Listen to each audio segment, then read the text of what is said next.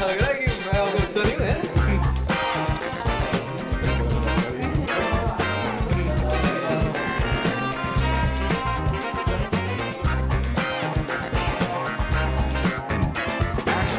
So, hi all of you, and thank you so much for being here. So, my name is Rayan Monkey, and I usually only ever respond to she, they pronouns. So, I'm a transgender and pansexual woman who growing up lacked any LGBTQI representation whatsoever, like kuch tha hi nahi, right?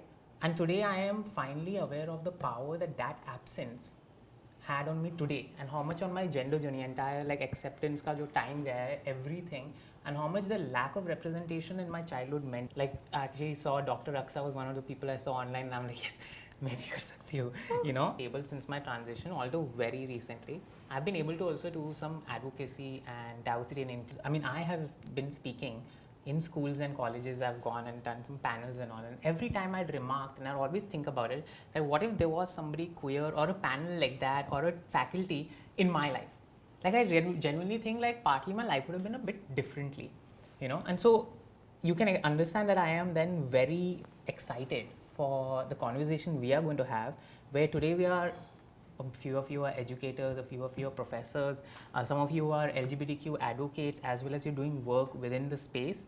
Through personal insights and authentic stories, the aim today through our talk is to maybe promote an understanding and an acceptance within families, but also education systems, and then of course wider society, right?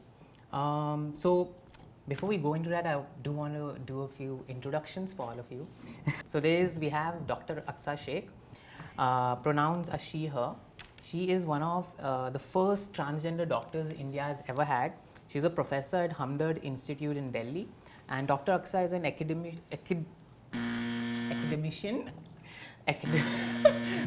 Fine. What is the word? Help me out. Academician. No, I'm not going to get it. Dr. Aqsa. Just academic.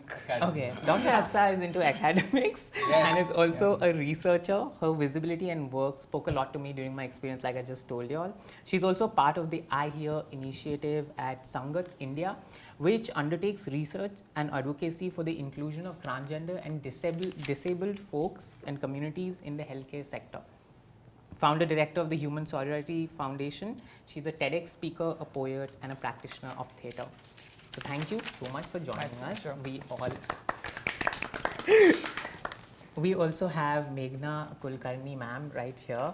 Pronouns she, her. She's a parent of 2 non-binary and neurodivergent children, Shrish and Rit, both of whom I have met, and I think they're freaking amazing. She's also a member of the Swikar Rainbow Parents Organization, which is basically parents of queer children. Through this organization, she also conducts sensitization work for educational institutions, and that's some of the knowledge we're going to hope you're bringing and imparting on us here. She is an educator, having taught science and math to secondary students for around 20 years. And she believes that being a teacher has what made a big difference to her choices in later years. To be amongst children, especially teenagers, was what made her wake up every day with a smile on her face. Thank you so much, ma'am, for giving us your time. We also have Tejasvi Khatri. Do I say Surfi? It's okay. Like, you say whatever you want to say to me. I'm very happy. Right? Yeah? Yeah. So we also have Tejasvi Khatri, sir. And he, pronouns are he, him, is a Mumbai-based educator. He's been a visiting faculty for media, gender, communication, journalism, advertising, public relations, films, and photography related courses in over 20 colleges so far. He has personally trained 3,500 learners of all ages in various colleges and universities. Even today you came here from teaching only, right? Thank you so much. And then you're going to talk to us some more about teaching. That's really cool. Yes. And he's currently pursuing a PhD from Pacific University, a cinephile, a poet, and a dreamer. A bibliophile with over 1,500 books in his personal library, and he goes about gifting people. I once met him somewhere and he just handed me a book. We also have Suditi. Pronouns are they, them. a queer feminist social worker, a non-binary identifying person. They work at the Humsafar Trust as an advocacy officer with a focus on sensitization of relevant stakeholders, livelihood of LGBTQ individuals, and on the creation of dialogue between various communities. They hold a master's degree in social work from the Tata Institute of Social Sciences, with a specialization in criminology and justice. Oh my God! Wow. Okay, that was quite a bit, and I am already quite intimidated. But I think like being this kind of intimidated is really nice. Then I know the conversation is going to be a little fun, right? It will be. So I am really thrilled to be here to share this table and space with you all. And I am glad that the Humsafar Trust ventured out to hold this discussion that has been supported by the CSR initiative of BMC Software India Private Limited. Thank you all for joining us for this talk. And yeah, so let's just kind of get into it. Okay. Context. So I think that, whenever we talk about anything to do with LGBTQ folk, I think setting context is really important. So I think that's a good place to start. So let's start with what do educational spaces in India look like today in terms of LGBTQ inclusion, whether it is what is being taught or the people that occupy these spaces, right? And anybody who feels like giving us a bit of context?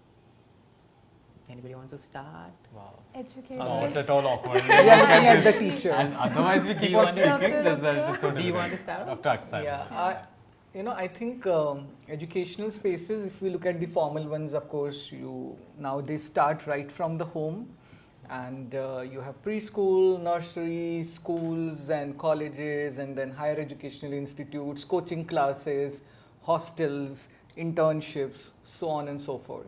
But then there are many other invisible, educational spaces, like for example, online learning platforms or private tutors who are coming, or peer-to-peer learning, and these spaces of education, like for example, hostels, hospitals. And I think when we are looking at educational inclusion, we have to look at the entire package there. Very well summed up, yeah. Yeah, pretty well summed up. Anybody But else? I think there's a lot to do with the infrastructure as well. And so in cities you have a great infrastructure, but just going to the suburban areas, there's a very different infrastructure that we find, and we do not find the same category of inspirational value towards online learning, or you usually have a lot of people who do not have the belief in the education system also that it does a lot, because there's so many people in a single classroom. So one-on-one education, it doesn't usually happen.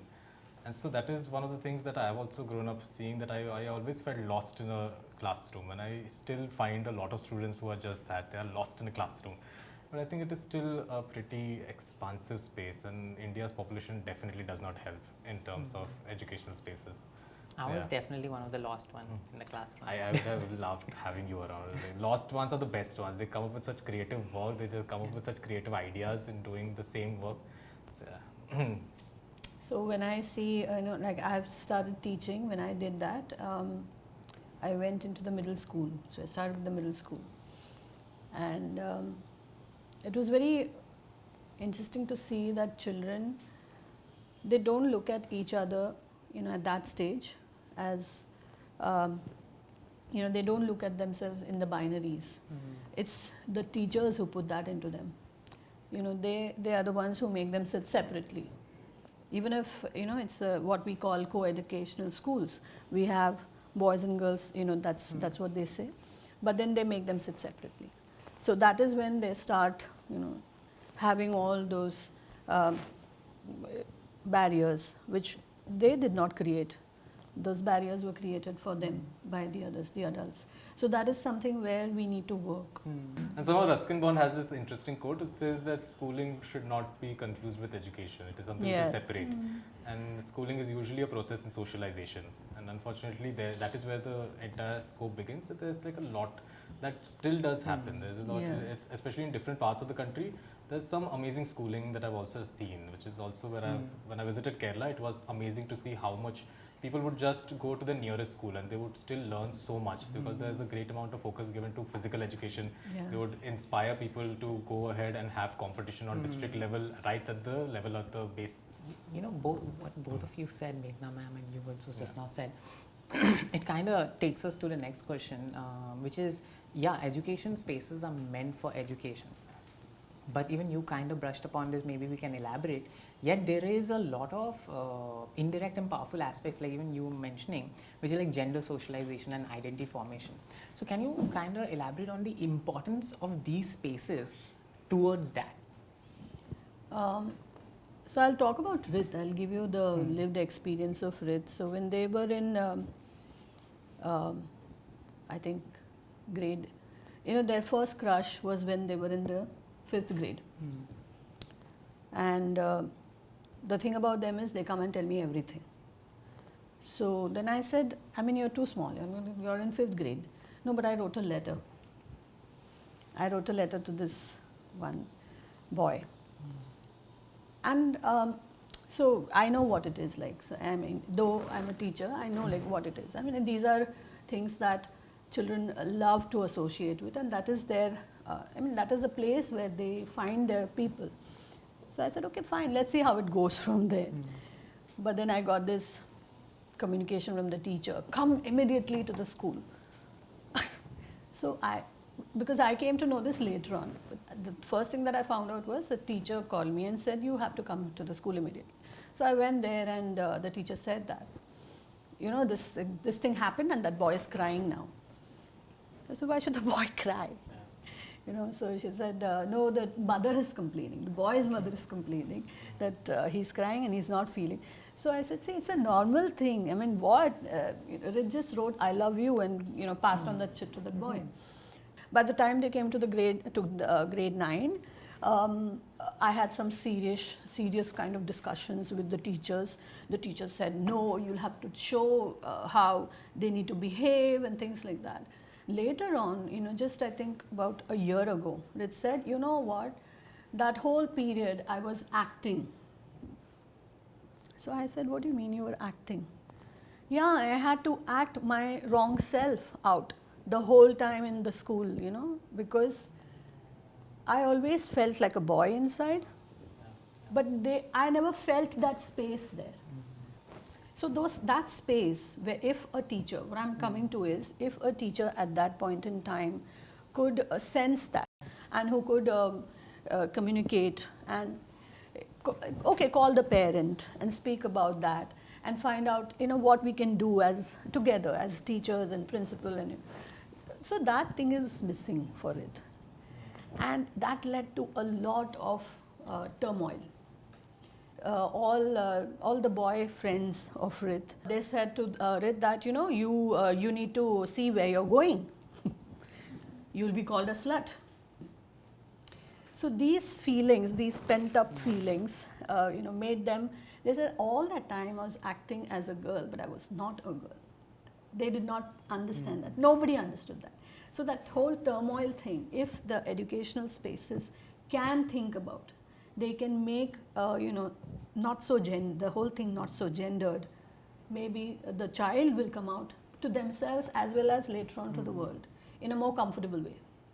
I think the gendered thing happens very early. It is something where usually in most of the places that I go, there is a clear distinction between a girl washroom and a boy washroom. That is one of the worst things that I've ever seen. It is something where in some of the places where I'm working right now, there is something called a staff washroom. It doesn't matter whether you're a male body or a female body. It is there something as an Indian style washroom and a Western style washroom, and it's a staff washroom.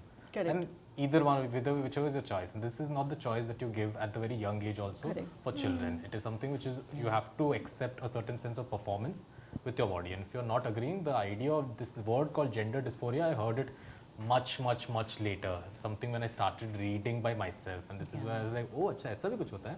Oh, ये तो ये पहले पता होता तो काफी अच्छा होता है. Yeah. This would have been a lovely thing. If would have just a teacher would have read it and would have said it to me, it would have been a much greater thing, because I've always been awkward around washrooms, especially when when I came out, it was even more awkward, because now the second person would know who I am or what I am. And so it would always be that whenever you say that you are bisexual also, the assumption is always towards the sexual part a lot more, as if you're going to hit on them and you're going to just be having like full on, I'm just going to grab them from behind. So a couple of people became really awkward around me, around the washroom. I was like, I'm just here to peek and just not make it a thing. That thing, the learning part happens very early. So it is something which was very clear in terms of boys and girls. There's a clear distinction, and that never evaporates anywhere in any of the level of education that you get into. Yeah. And that is something which is like very sharp and very, very problematic, because many of the people, they start to realize that they really do feel different. And at that moment, nobody in the entire arena or the campus ever comes out and tells you that it's okay to feel that way. Yeah. So you're always in conflict from very early age Yeah. in that Yeah. moment. You know, this what Yeah. you said just now. Nobody came and told you that it's okay to Yeah. be that way. I think like only this year I have LGBTQI identifying faculty, and it's really like it means the world to me. But every time I remember that also, that okay, that faculty comes and I'm like, there's a queer faculty I'm in the class. I also remember how much all of my education in the first batch of my education had none of that. So Suditi, if you can elaborate, what would be the meaning of having, like, even you kind of spoke a little bit about LGBTQ mentors, or even if it's not LGBTQ, someone who's saying that, like what ma'am was also talking about, that time when that conflict is happening, if someone comes, what can you... I mean, I honestly wish I knew what it would mean, because I never had it. I grew up so confused, and I stayed confused for, I'm 24 now. I think until I was 21, I was living with a whole lot of confusion. And for me, it was that I grew up in Pune, and our school was fairly, I think, you know, the privileged classroom you were describing, we had all of that. We didn't know what safe sex meant. So a lot of my peers were engaging in sexual activities fairly young, and there was no one to, you know, kind of help guide us through that. I, on the other hand, identify as asexual. So for me, it was growing up in a pretty hypersexual environment, feeling really out of place, really unsafe, being told that I've just not found the right person, or I've not felt sufficiently attracted to someone, or things like that. So, and thankfully we had a nice school counselor. But for me, I think when I went and I said, here's the deal, I don't experience all of these feelings that my peers are experiencing, and I feel a little out of place. And she told me, it's good, right? It's good. Like, you can focus on your studies, and you can do this and you can do that, and you're doing the right thing. And I was like, I'm not doing anything. I just feel like I'm behind, or I don't know. So it would have meant a lot for someone to say that it's okay to be however you are, and whatever you're experiencing is valid on its own, whether or not someone else can relate to it at this point. Adolescence can be so, it's such a tumultuous time, and you just look for a lot of validation and you look for a lot of reassurance. And for queer people, because I mean, we're so conditioned, right? Schools condition, media conditions, parents condition, and you don't really see, you struggle to find someone you can relate to. So you just need to be told that however you are, you're all right, nothing's wrong with you, you're great, you know. That's all you need to hear, I think. Oh my God, yeah, totally. You know, Dr. Aqsa, like that instantly what they just said at the end there, it makes me think about being trans and being an educator. What do you feel about the same thing, if you want to add? And you know, when we are talking about educational spaces, I forgot to mention one educational space which had an impact on my life, and that is the madrasa or the maktab system. Now, while my school was an all-boys school, I mean, they thought everyone was a boy, but of course they weren't. Of course, yeah. And this maktab space, which had like pre-pubertal children, was all gender inclusive. That was the place where I could actually interact with girls in an educational setup. And there's an interesting story about my name, why I have named myself Aqsa when I decided to change my name. This was the name of one of the girls in that maktab. You know, there's a lot of influence of these, you know, gender experiences, of interacting with people with other gender, because it gives you an idea about who really you are. You know, as Suditi mentioned, it takes a lot of time for queer people to figure out their identity, and till the age of almost 17, 18, I thought I was a gay man. Okay. It was first time at the age of 20 years when my psychiatrist, who was also my teacher, and a very kind and accepting teacher, helped me understand myself, you know, and that process happened at the age of 20 years, and then I got a label of gender identity disorder. Oh, And yes, though yes. it was a disorder. I was like very happy to get that label because like I know who I am right now. You know, I figured it out. So, you know, now sharing that also and what all of you have added a lot of context. I feel like one more thing we can add context, maybe in brief, before we go forward, is the kind of current legal place we are standing at as well. So, Dr. Aqsa, maybe you can tell us about the Trans Act. When did it happen, and what are the implications on transgender inclusivity in educational spaces? I mean, coming to the laws, you know, unfortunately, for queer folks, for trans folks, for intersex people, our lives are governed by laws more than the other cishet people. And initially, you know, these laws were made to curtail our experience and how we express ourselves. You know, if you look at the Tribes Act, Criminal Tribes Act, or Section 377 and so on. Now we have laws which are supposed to help us. But I'm not sure if they're doing that job. You know, so one of them, of course, is, and I again talk about those two things. You know, trans identity was initially criminalized. Then it was like you don't exist, and now we are going to give you a special status. But in none of those scenarios, they have asked us what do we want. Correct. As a result of which, the Trans Act, though I would say is a progress, is a half-cooked job, you know, and that's adding to more misery to people's lives compared to the Nalsa judgment, which allowed people to be, you know, who they are, irrespective of whether they've undergone a surgery or not. Whereas now, if you want to have a female sex on your card or gender on your card, then you need to undergo a surgical procedure, which is reducing your identity to your organs and biology, and that's not what transness really means.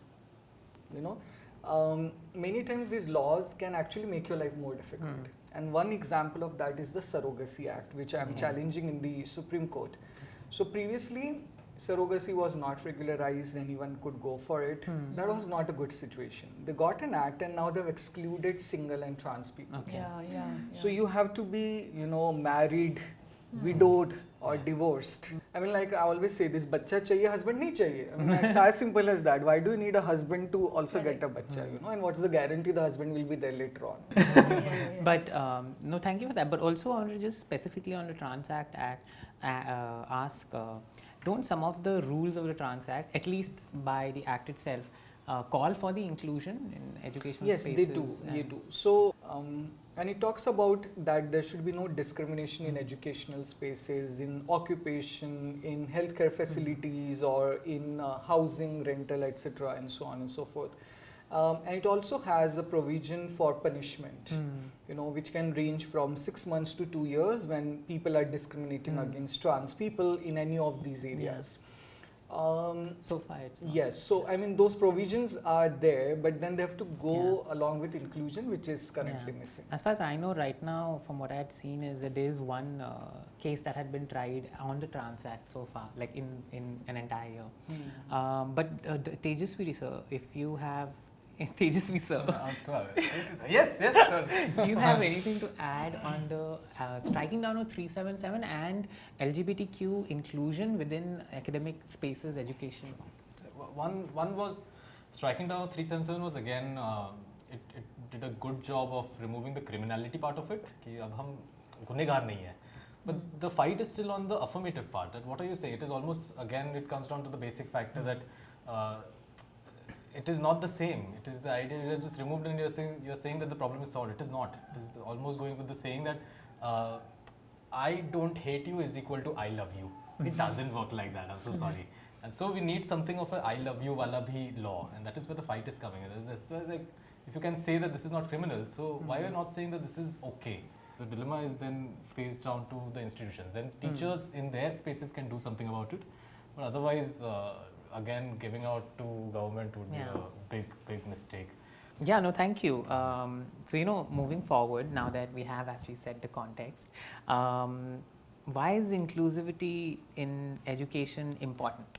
I think It's like some- asking why oxygen is important for life. Yeah. I mean that question should not be existing in the first place because education is supposed to be inclusive. You know, human beings are social animals, as we say, and there's so much diversity. It's not just only about gender or sexual orientation or your Yeah. sex characteristics. People So don't have- if you are not inclusive on all the parameters, as they say, ki none of us are safe until all of us are really safe. So none of us are really included until all of us are included. So that's why inclusion right from before birth to after death. So Yeah. you know, so we need inclusion every time and everywhere. And it's so detrimental to learning, right? If we're not in Yeah. inclusive spaces, like just think about how much nicer all our lives just would have been, and how much easier learning would have been. Like I must call back to the study UNESCO published. It's called "Be a Buddy, Not a Bully," Yeah. and it talked about one of the findings of the study was with students from diverse sexual orientation and gender identities in schools in various districts of Tamil Nadu, was that students felt discouraged from pursuing academics, from pursuing sports, from even showing up to school. Like high rates of absenteeism were, alluded to the fact that they were not inclusive spaces. So A, queer students or marginalized students suffer. B, students who do find themselves with the privilege of not being marginalized in these many ways, they never learn of other ways of being. They're never taught of, how different individuals may have diverse, lived experiences, and lived realities can be different from yours. And I think about my own parents, like my father, for example, now when we talk about gender or we talk about feminism or we talk about queerness, it hurts his, everything that is so deeply rooted in him so much, because he never learned a different way of life. So now everything feels like a threat to him. Every new way of being feels so threatening. So it's just detrimental to who students can grow up to be as persons. If I can add to Yeah. that, like I've seen now when I used to teach in at least 2 or 3 different schools. So, schools have these tags. It's an inclusive school. Some schools, they do. Yes. They advertise it. And some schools do the work quietly. No, it's some of the things that you spoke a little bit about bullying, I believe. And so let's actually talk about that a little bit, because I think you all have given a bit of context. Yeah. And then we'll come back to one of these other things I have. But just a little bit on that also, we were doing a PSA recently. Some of the people who are part of this, putting this discussion together, some of them were also involved in a PSA shoot. It was on cyberbullying, and we realized that whether it's cyberbullying or bullying, transgender, non-binary, queer folk experience a crazy amount. In terms of bullying, and it is one of the leading causes for school dropouts, and it's also one of the leading causes for mental health issues that sometimes can lead to suicides. So what is the current place in India about this? Like, what is bullying happening a lot? Is there any laws? Are there any laws around it? That kind of thing. No, there's actually no national law on bullying, and it's been highlighted. I think for CBSE schools are legally mandated to have school counselors who can be there to provide mental health support. But I think a lot of us have experiences with challenges around that as well. But no laws around bullying, no laws that mandate mental health support for students. For mental health, there's the Mental Health Care Act, which does touch base on issues of suicidality among students. There was a recent MHRD study on that between 2016 to 2018, 10,000 students lost their lives to suicide, at least is what it said. So it is a dire problem, but we don't have a law that addresses it as yet. Yeah.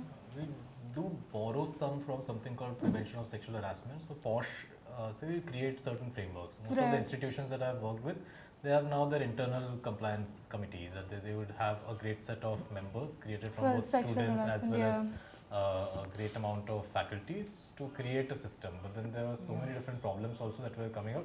Sometimes the people in the committee were the ones against whom the allegations were. And so it becomes so difficult I'm to... a member of 2 such committees, so Oh yeah. my goodness, it was so difficult. But because then I that's dealt for with- again people who are above 18 years of age, Yeah. students Usually, in the yes. higher educational Yeah, institutions so who are in more higher than 18 educations years. only. But when it comes to children, I mean, There's the sometimes POXO. POXO. Yeah. But I feel in the garb of protecting children or any marginalized group, sometimes you take away their agency, whether they are women, whether they are children. Yeah. And POXO, while one of the most stringent laws in our country for child safety, is also a detriment to providing adolescent sexuality education. Right. Okay. Like for example, POXO says that showing pornography to children is a crime.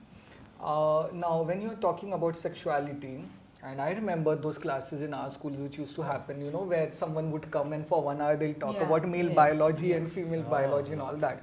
You can't take that class that way now, in the way it used to be taken in my childhood, because that often gets portrayed as child pornography.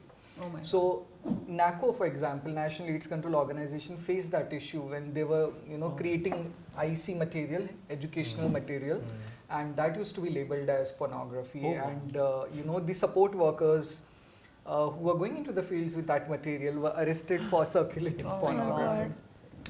That's interesting, how you can misuse a law. And that's why sometimes, these laws which are made for protecting children can actually, do more harm to them. But, I think taking a bit cue from what all the panelists mentioned is, inclusion is important because when you don't do inclusion, it can kill people. Thank you. And I say this as a medical educator. Medical school is a place where children enter the medical school. When they enter, they are 17 years of age. So technically, they are still children. The anti-ragging law doesn't apply to those who are below 18 years of age, right? And for example, when I entered the medical school, I was 17 years of age. And therefore, the POXO will apply to me, but not the other laws. So, you have those grey areas, and the educational institutes also cannot help much. And having that role model really helps. Now I had my difficult time navigating as a trans student. Now I'm a medical teacher who is openly trans and queer and talking about trans rights. And I have 3 transgender students in my medical school. Oh wow. You know, That is really and cool. they are out and proud, right? Yeah. And it's a Muslim minority institution, right? Yes, that's So I mean, it's like just your presence, just your being is like very important. This is something very interesting that happened last month. That a student reached out to me on Instagram and mentioned that they want to come and meet me, and I'm like, okay, please come and meet me. And they started crying without saying anything. I'm like, what happened to you? And he's like, I tested positive for HIV. And then of course we tried to help him and all, but I asked him, why did you come to me? I mean, there are 150 teachers more in this college. Why you didn't go to them? And they're like, I'm a bisexual person also, and you are the only out queer teacher over here, and I know you would not judge me, and therefore I came to you. If I go to another teacher and tell them that I am bisexual and HIV infected at the age of and trying to become a doctor, they'll start judging me. So I think it's very important in inclusion and in bullying also not to do acts of commission. Bullying can be like, okay, I tell you something abusive. It can also be, okay, I don't want to play with Rayan. Yeah. How will you stop that? It is my choice. I don't want to talk to Rayan. I don't want to talk to Suditi. What will you do? Which law will you apply against me? So we have to really, imbibe that in the students, because law can't really help Yeah, true. unless you are doing that, change from within. Also, our laws, they answer always, because if you apply a law to 2 children, then must you penalize a child? Must you bring a child in conflict with law? Because at the end of the day, they're both children in need of some kind of rehabilitation, right? So are laws the answer to bullying, or is it to teach how to practice empathy, is to make schools more inclusive, from administrative levels to educator levels to teaching empathy, SOGS, like religious and cultural diversity at age appropriate levels for all groups of students. But what is really very sad is that people are losing their lives. You know, we have the case of RJ from DPS Faridabad who lost their life to bullying, etc. And someone has to take accountability. You know, we are saying, okay, we'll not penalize the other children. But then who is responsible for Correct. this? You know, somewhere the school administration has to be held accountable. And for that, laws help. So laws are a part of the solution, but they're not the entire solution. Thank you, Dr. Aqsa. And next up, we shall explore the possible solutions for more diverse and inclusive academic and educational spaces. If you enjoyed this episode, make sure to leave us a like and some comments, and be sure to watch episode 2 of Queering the Syllabus, a podcast on inclusive education by the Humsafar Trust, supported by the CSR initiative of BMC Software India Private Limited.